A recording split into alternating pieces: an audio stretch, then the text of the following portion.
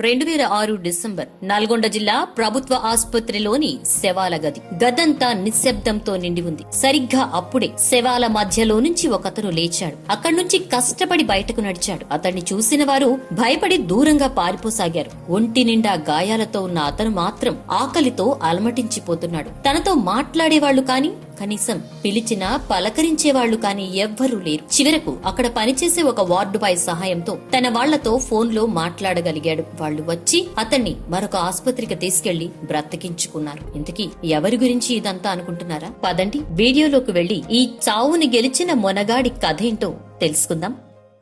మా ఛానల్ నుంచి వచ్చే లేటెస్ట్ అప్డేట్స్ పొందడానికి ఛానల్ ను సబ్స్క్రైబ్ చేయండి మరియు బెల్ సింబల్ ను క్లిక్ చేయండి.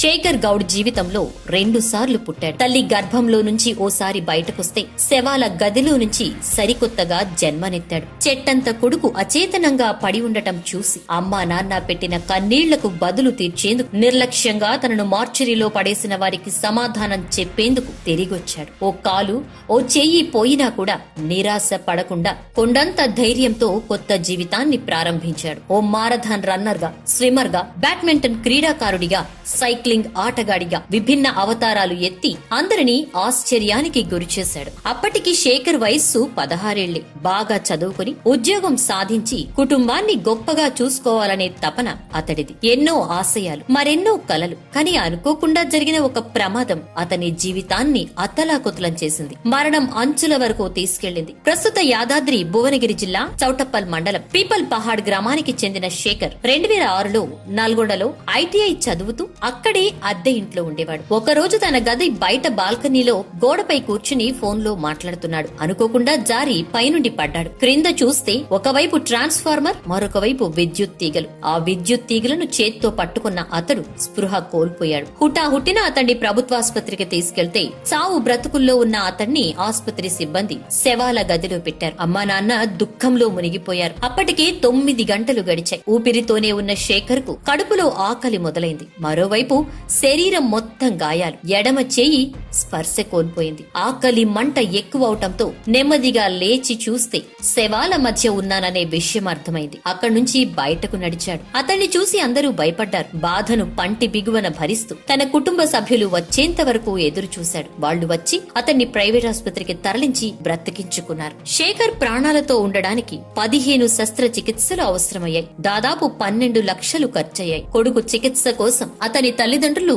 ఇల్లు, పొలం అమ్ముకున్నారు. శేఖర్ బ్రతికాడు కాని కుడి చెయ్యి, ఎడమ కాలు పూర్తిగా కోల్పోయాడు. కుడి కాలి బొటనవేలు పోయింది. జీవించి ఉన్నాడు కాని అతనికి భవిష్యత్తు అంధకారంగా కనిపించింది. ఏమీ చెయ్యలేను అనే నిస్సత్తువలో మునిగిపోయాడు. కుటుంబ సభ్యుల ప్రోత్సాహంతో తిరిగి కోలుకుని సెల్ ఫోన్ల వ్యాపారం మొదలుపెట్టాడు. కాని అయిన వాళ్లే మోసం చేయడంతో నైరాస్యంలో కూరుకుపోయాడు. కాని ఆ దశలో చీకటిలో ఉన్న అతని జీవితానికి కాంతి రేఖలా ఓ చిన్న ఆశ కనిపించింది. శేఖర్ గురించి తెలుసుకున్న చెన్నైకి చెందిన దస్తగిరి 2014 హైదరాబాద్ మారథాన్ లో పాల్గొనమని సూచించాడు. అక్కడ భారత కృత్రిమ అవయవ బ్యాంకుకు చెందిన మోహన గాంధీని కలిసిన తరువాత అతని జీవితం కొత్త మలుపు తీసుకుంది. మోహన సాయంతో శేఖర్ కృత్రిమ కాలు, బ్లేడు పొందాడు. అప్పటి నుంచి క్రీడల్లో అతని ప్రస్థానం మొదలైంది. బ్లేడ్ రన్నర్ గా ఇప్పటి వరకు 29 పరుగు పందాల్లో పాల్గొన్నాడు. డెహ్రాడూన్ హాఫ్ మారథాన్ ను 3 గంటల 39 సెకండ్లలో పూర్తి చేసి అబ్బురపరిచాడు. బ్యాడ్మింటన్ లో అడుగుపెట్టి మంచి పట్టు సాధించాడు.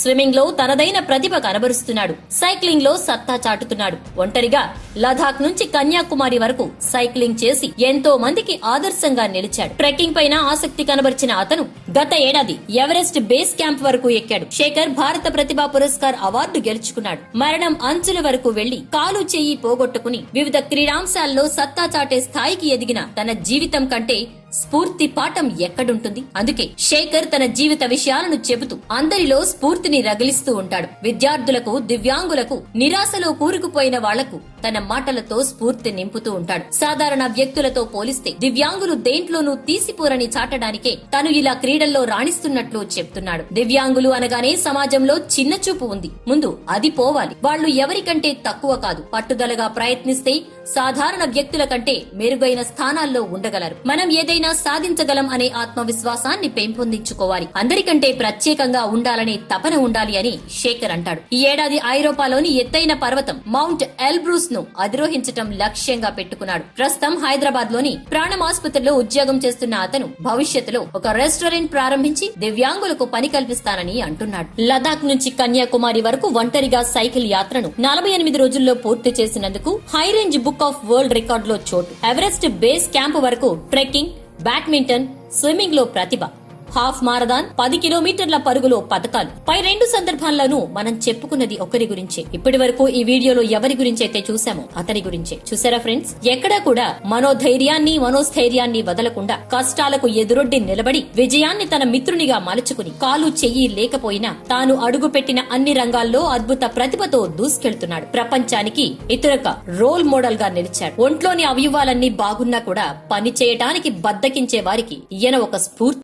ఈ వీడియో కనుక మీకు నచ్చినట్లయితే లైక్ బటన్ ప్రెస్ చేయండి మరియు మీ ఫ్రెండ్స్ అందరికీ షేర్ చేయండి. మా ఛానల్ నుంచి వచ్చే లేటెస్ట్ అప్డేట్స్ పొందడానికి ఛానల్ ను సబ్స్క్రైబ్ చేయండి మరియు బెల్ సింబల్ ను క్లిక్ చేయండి.